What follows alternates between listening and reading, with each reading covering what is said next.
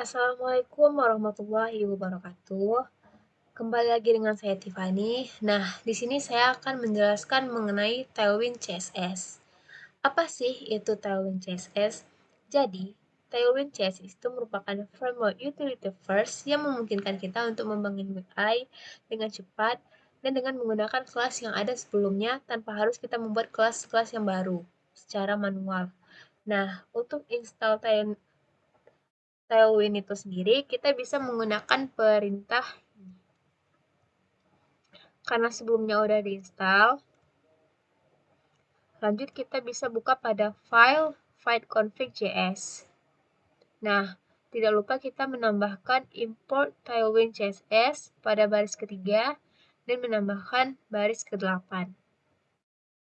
Nah, jika udah, kita bisa buka pada file main.jsx. Nah, di sini kita harus mengimport Tailwind CSS from Tailwind CSS. Jangan lupa untuk mengimport Tailwind CSS-nya di sini, karena kita bakal manggil Tailwind CSS-nya pada file ini nanti. Nah, jika udah, lanjut di sini saya akan menjelaskan mengenai function-function dari Tailwind CSS itu sendiri. Nah, di sini kita akan membuat function berupa function button yang dimana outputnya itu akan tampil seperti ini.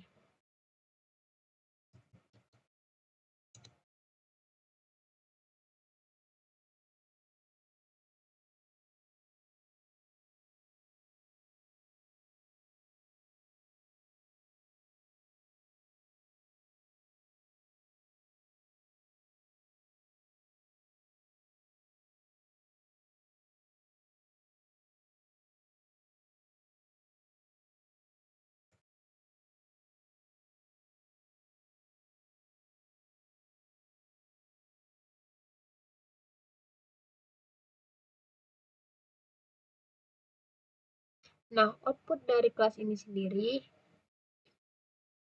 pada bagian ini akan memunculkan kata belajar Tailwind CSS 4 dan berisi button klik me. Seperti ini. Lanjut, di sini saya akan membahas mengenai kategori-kategori yang ada pada Tailwind CSS itu sendiri. Nah, yang pertama itu ada spacing atau spasi. Nah, di sini gunanya itu ada M, ini nih maksudnya itu adalah margin, dan P ini merupakan padding, di mana margin sendiri untuk mengatur jarak keluar, sedangkan padding itu mengatur jarak dalam pada elemen. Nah, di sini selanjutnya ada tipografi. Nah, tipografi ini yang mengatur ketebalan, warna, maupun gaya teks maupun fontnya nanti. Nah, lanjut di sini ada border radius. Nah, border radius ini merupakan gunanya itu untuk menambah garis tepi dan membuat sudut membulat. Nah, lanjut ke function background colors, di mana ini gunanya untuk mengatur latar belakang pada teks. Di sini misalnya warnanya hijau, maka akan tampil seperti ini, warnanya hijau di belakang teksnya. Nah, untuk fontnya itu bold.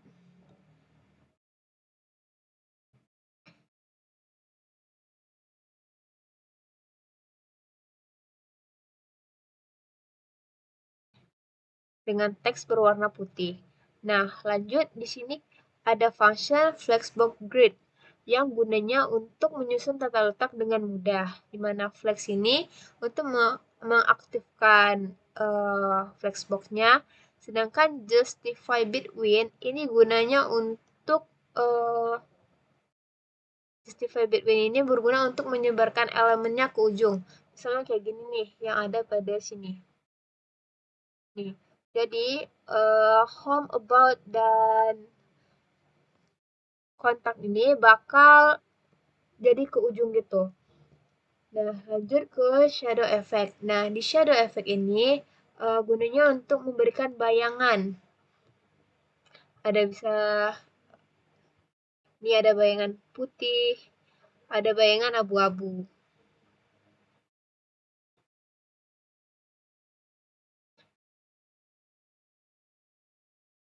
Nah, mungkin segitu aja pembahasan untuk praktikum.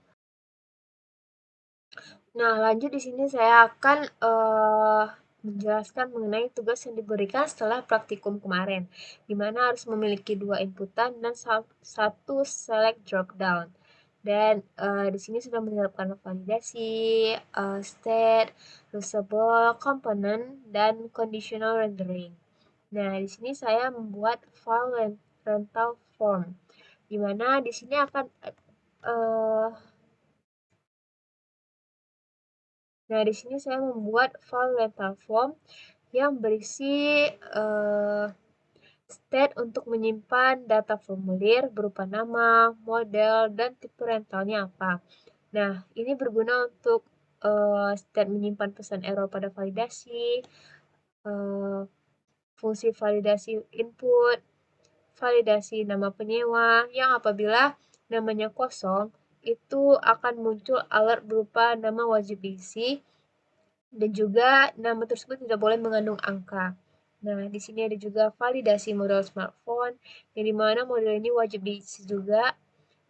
Terus ada validasi tipe rental yang wajib dipilih. Apabila tidak dipilih, maka form tersebut tidak bisa disubmit. Begitu juga dengan perintah sebelumnya, baik nama maupun model. Nah, di sini ada function yang mengembalikan nilai benar apabila datanya yang diisi tersebut udah benar. Nah, lanjut ke sini ada event handle yang menangani perubahan inputan. Terus ada di sini function untuk menangani submit formulir, di mana data yang diisi itu harus benar dan harus sesuai, tidak mengandung angka dan tidak boleh kosong.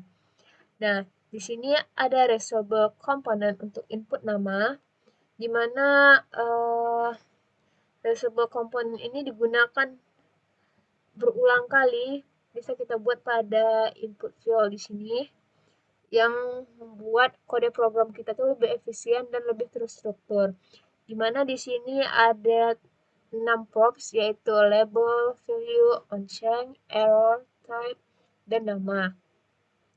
Nah, di sini kita sudah menerapkan reusable component untuk input nama, di mana ada conditional rendering untuk errornya apabila misalnya namanya diisi dengan angka maupun namanya kosong. Terus juga di sini ada reusable component untuk input model serta conditional rendering untuk errornya.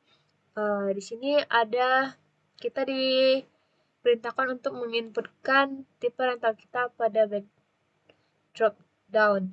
Nah, pada tipe rental ini, sedangkan untuk conditional rendering itu sendiri, misalnya nama yang kita inputkan itu udah sesuai belum, tidak boleh ada angka gitu. Kalau misalnya ada angka, maka dia akan menampilkan informasi nama tidak boleh mengandung unsur angka seperti itu. Begitu juga dengan model dan juga tipe rentalnya tidak boleh kosong gitu. Nah, untuk hasilnya bisa kita jalankan, maka akan muncul tampilan seperti ini.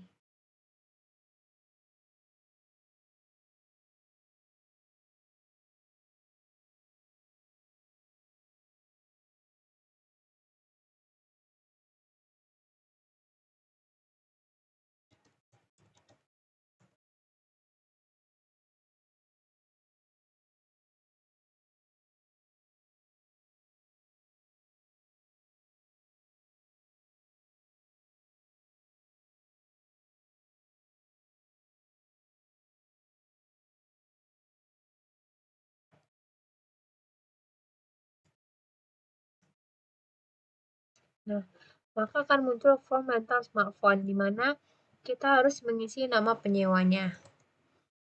Apabila kita membuat ada angka di sini, maka saat kita submit akan muncul pesan bahwa nama tersebut tidak boleh mengandung angka. Seperti ini. Dan model smartphone-nya wajib kita isi, dan juga tipe rentalnya wajib kita pilih.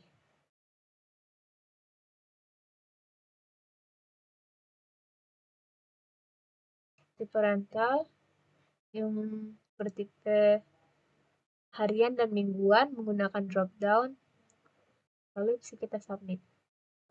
Nah, jika sudah benar, maka data yang kita isi tadi akan berhasil dikirim.